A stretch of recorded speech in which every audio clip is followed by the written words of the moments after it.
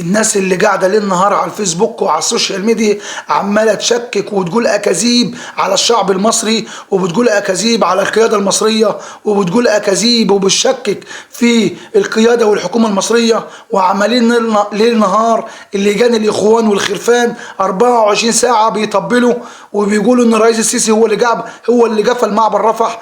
الرئيس السيسي جوع اهل غزه، الرئيس السيسي هو اللي عاوز يبهدل اهل غزه. بلاش افتراء، بلاش افتراء بجد. هو الراجل هيمنع ليه؟ الراجل دخل معونه ودخل اكل وشرب لاهل غزه كتير قوي.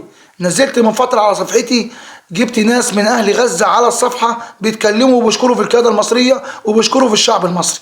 لقيت لجان الاخوان ورجال الخرفان نازلين 24 ساعه على الصفحه وعلى التعليقات بيقولوا يا مطبلات يا انتوا كذا، وبشتم شتيمه وحشه جدا. كل ده انا مش غلطش بالي فيه، وعند الله تجتمع الخصوم. بس شهاده حق فعلا الرئيس السيسي على قلب رجل واحد هو القياده المصريه والشعب المصري منعوا التهجير قدام الامريكان.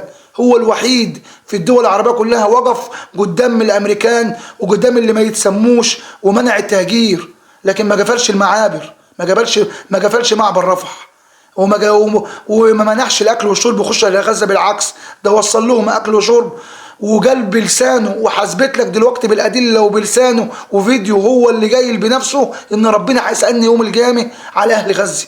فبلاش افتراء وبلاش تفتروا على خلق الله،